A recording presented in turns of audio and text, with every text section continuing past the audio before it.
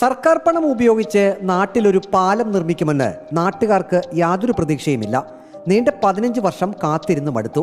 ഒടുവിൽ ശ്രമദാനത്തിലൂടെ മുള, ഇരുമ്പ് പൈപ്പ്, കാറ്റാടിക്കഴ എന്നിവ ഉപയോഗിച്ച് നാട്ടുകാർ ഒരു പാലം അങ്ങ് തീർത്തു.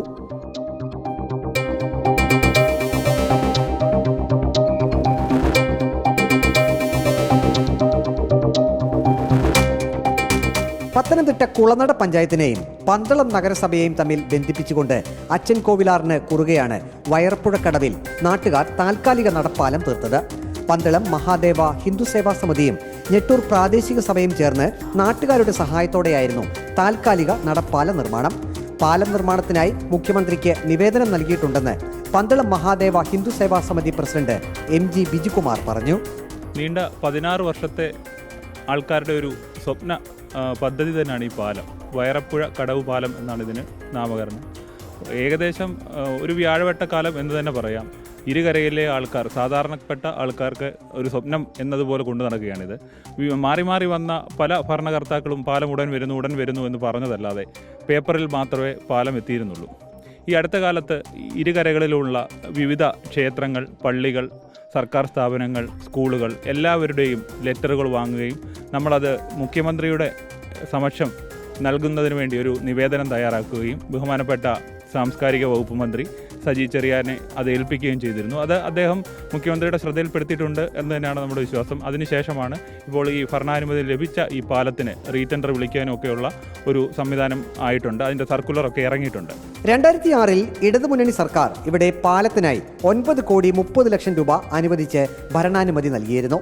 സ്ഥലപരിശോധനയും മണ്ണിന്റെ ഉറപ്പ് പരിശോധനയും പലതവണ കഴിഞ്ഞു. സർക്കാരുകൾ മാറി മാറി വന്നു. എന്നിട്ടും പാലം നിർമ്മാണത്തിനുള്ള നടപടികൾ ആരംഭിച്ചില്ല. കോവിഡ് കാലത്തിന് മുമ്പ് വരെ ഇവിടെ സർക്കാർ വക കടത്തുവള്ളം ഉണ്ടായിരുന്നു. എത്രയും പെട്ടെന്ന് ഈ പാലം സഫലമാക്കണമെന്നാണ് ഞങ്ങളുടെ ഒരു ആഗ്രഹം. കാരണം ഇത് ഒരു രണ്ട് ജില്ലകളാണ്. ജില്ലകളെന്ന് പറഞ്ഞാൽ ജില്ലയുടെ അല്ലെങ്കിൽ പോലും ഇത് കുളനടയും, ഒരു സൈഡ് കുളനടയും ഒരു സൈഡ് പന്തളം മുനിസിപ്പാലിറ്റിയാണ്.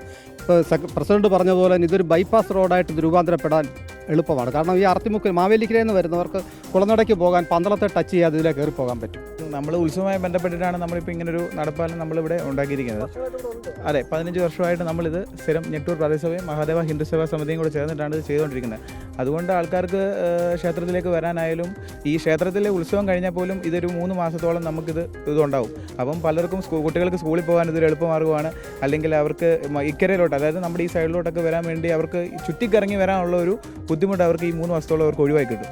അപ്പം നമുക്കുള്ള ആകെ ഒരു റിക്വസ്റ്റ് എന്ന് പറയുന്നത് സർക്കാരിനോട് പറയേണ്ടത് നമുക്ക് എത്രയും പെട്ടെന്ന് ഇതൊന്ന് നല്ലൊരു പാലം ആയി കിട്ടിക്കഴിഞ്ഞാൽ നമുക്കത് വളരെ ഫലപ്രദമായിട്ട് ഫലപ്രദമെന്ന് പറയാൻ പറ്റില്ല, നമുക്ക് വളരെ വലിയൊരു ഉപകാരമായിരിക്കും. പാലത്തിന്റെ നിർമ്മാണത്തിനുള്ള ടെൻഡർ ക്ഷണിച്ചിരുന്നുവെങ്കിലും അടങ്കൽ തുക കുറവാണ് എന്ന് ആരോപിച്ച് കരാറുകാർ പിന്മാറുന്നു എന്നാണ് നാട്ടുകാർ പറയുന്നത്.